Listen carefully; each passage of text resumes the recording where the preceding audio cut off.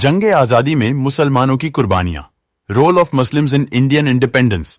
भारतीय राष्ट्र राज्य के निर्माण में हिंदुओं के साथ मुसलमानों का भी अहम योगदान रहा है। मुगलों के आने के बाद भारतीय राष्ट्र का वह स्वरूप नहीं रहा जो प्राचीन काल में था। हमारे मुल्क की संस्कृति और सभ्यता के स्वरूप में भी बहुत सारे बदलाव आए और एक साझी हुई संस्कृति का निर्माण हुआ था। जंग आजादी में हिंदू भाइयों के साथ ही मुसलमानों ने भी अपनी जान निछावर कर दी है, लेकिन आज कुछ तत्व देश के मुसलमानों को गद्दार और देशद्रोही साबित करने पर तुले हुए हैं। शायद उन लोगों ने आजादी के इतिहास को ठीक से पढ़ा ही नहीं है।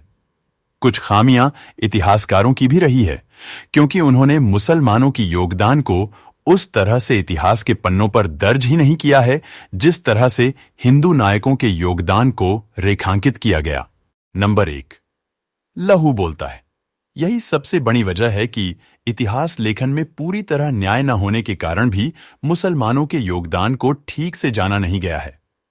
सैयद शाहनवाज अहमद कादरी और कृष्ण कल्की ने लहू बोलता है नाम से ऐसी ही किताब लिखी है जिसमें जंगे आजादी के मुस्लिम किरदारों की शौर्य गाथा छिपी हुई है। इस वतन को अंग्रेजों की गुलामी से आजाद कराने के लिए न जाने कितने मुस्लिम और हिंदू भाई फांसी के फंदे पर लटके और कितने शहीद हुए, कितनों को काले पानी की सजा हुई, कितने गिरफ्तार हुए, इसका लेखा जोखा संभवतः पहली बार ही इस किताब में पेश किया गया है। इस किताब लहू बोलता है में उन्होंने उन सभी मुस्लिम किरदारों के नाम भी दिए हैं। आज हम तो जंगे आजादी में भाग लेने वाले चंद नेताओं को ही जानते हैं, लेकिन कादरी साहब ने इन लोगों की एक लंबी लिस्ट पेश की है और बंटवारे की कथा को सही परिप्रेक्ष्य में रखा हुआ है। नंबर 2, उलेमाओं को निर्वस्त्र कर जिंदा जला दिया गया। इस किताब लहू बोलता है में मुस्लिम लीग के निर्माण की ऐतिहासिक परिस्थितियों का भी उल्लेख है और कांग्रेस के भीतर मुसलमानों को लेकर की गई अंदरूनी सियासत का भी वर्णन किया गया है। 1857 की लड़ाई हिंदुओं और मुसलमानों भाइयों ने साथ मिलकर लड़ी थी और उस जंग में 1 लाख मुस्लिम मारे गए थे। कानपुर से फर्रुखाबाद के बीच सड़क के किनारे जितने भी पेड़ थे उन पर अंग्रेजों ने मौलानाओं को फांसी दे दी थी। इसी तरह राजधानी दिल्ली के चांदनी चौक से लेकर खैबर तक भी जितने पेड़ थे उन पर भी कई उलेमाओं को फांसी पर लटकाया गया था और करीब 14,000 उलेमाओं को सजाए मौत दे दी गई थी। दिल्ली में जामा मस्जिद से लाल किले के बीच मैदान में कई उलेमाओं को निर्वस्त्र कर जिंदा जला दिया गया था। लाहौर की शाही मस्जिद में भी प्रतिदिन 80 मौलवियों को फांसी देकर उनकी लाशें रावी नदी में फेंक दी जाती थीं। कादरी साहब ने अपनी किताब लहू बोलता है में लिखा है कि फांसी पर चढ़ने वाले और काला पानी की सजा पाने वाले क्रांतिकारियों में 75% मुसलमान थे। इतना ही नहीं, ये सभी शहीद हुए मुसलमान हैदर अली और टीपू सुल्तान के समय से ही अंग्रेजों के खिलाफ लड़ रहे थे। अंग्रेजों ने कई मुसलमानों को सरेआम 500 से लेकर 900 कोने तक मारे गए और अवाम में यह झूठ फैलाया गया कि इकबाल द्विराष्ट्र सिद्धांत के पैरोकार थे, जबकि उन्होंने सारे जहां से अच्छा हिंदुस्तान हमारा गीत लिखा। जिस दिन हमें आजादी मिली उस रात पार्लियामेंट में मौजूद लोगों ने यही तराना कोरस में गाया था। नंबर 3, फतवा देश प्रेम का। उस दौर में मौलाना हुसैन अहमद मदनी ने अंग्रेजी हुकूमत के खिलाफ फतवा दिया था कि अंग्रेजों की फौज में भर्ती होना हराम है।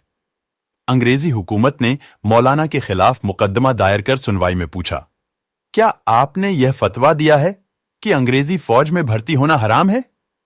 मौलाना हुसैन अहमद मदनी ने बेखौफ होकर जवाब दिया, हां फतवा दिया है, और सुनो, वही फतवा अब मैं इस अदालत में अभी दे रहा हूं और याद रखो आगे भी हमेशा जिंदगी भर यही फतवा देता रहूंगा। इस पर जज ने कहा, मौलाना तुम्हें फांसी की सजा होगी। जज की बातों का जवाब देते हुए मौलाना कहा कि फतवा देना मेरा काम है और सजा देना तेरा काम, तू सजा दे। मौलाना मुस्कुराते हुए अपनी झोली से एक सफेद कपड़ा निकालकर मेज पर रखते हैं। जब अंग्रेज जज पूछते हैं, यह क्या है मौलाना? मौलाना कहते हैं कि यह कफन का कपड़ा है, मैं देवबंद से कफन अपने साथ ही लेकर आया था। जब जज ने मौलाना हुसैन अहमद मदनी को कहता है कि कफन का कपड़ा तो तुम्हें यहां भी मिल जाता। अंग्रेज जज की इस बात का मुंहतोड़ जवाब देते हुए मौलाना ने कहा कि जिस अंग्रेज हुकूमत की सारी उम्र मुखालफत की, उसका कफन पहनकर कब्र में जाना मेरे जमीर को बिल्कुल भी को गंवारा नहीं है। गौरतलब बात है कि फतवे और इस घटना के असर में हजारों लोगों ने फौज की नौकरी छोड़ दी और वतन के लिए जंगे आजादी में शामिल हो गए। नंबर 4, शाह अब्दुल अजीज का अंग्रेजों के विरुद्ध फतवा। 1772 में शाह अब्दुल अजीज ने भी अंग्रेज हुकूमत के खिलाफ जेहाद का फतवा दिया था। यह दौर हमारे इतिहास 1857 की मंगल पांडे की क्रांति को आजादी की पहली क्रांति मान जाता है।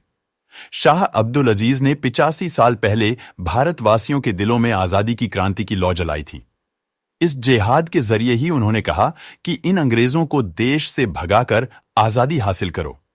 यह फतवे का यह नतीजा था कि मुसलमानों के अंदर एक शूर पैदा हुआ और लोग बढ़ चढ़कर जंगे आजादी में शामिल होकर शहीद होने लगे। आज बड़े ही अफसोस की बात है कि भारत के स्वतंत्रता आंदोलन में इतने मुसलमानों के शहीद होने के बावजूद भी लोगों को मुसलमानों के योगदान के बारे में बताया ही नहीं जाता।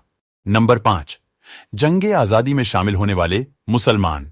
शेर मैसूर टीपू सुल्तान, नवाब सिराजुद्दौला, खान अब्दुल गफ्फार खान, अशफाक उल्लाह खान, शहजादा फिरोज शाह, मौलाना अहमदुल्लाह शाह, मौलाना जफर अली खान और बेगम हजरत महल असफ अली जैसे कई मुसलमानों ने स्वतंत्रता आंदोलन में अपनी अहम भूमिका निभाई है। दुख इस बात का है कि जिन मुसलमानों वतन को अंग्रेजों की गुलामी से आजाद कराने के लिए अपना सब कुछ कुर्बान कर दिया, आज कुछ लोगों को उन मुसलमानों की कुर्बानी बिल्कुल याद नहीं है। आज के वक्त में कुछ मुट्ठी भर लोगों ने यह भ्रम फैला रखा है कि मुसलमानों ने इस देश की आजादी के लिए कुछ किया ही नहीं है।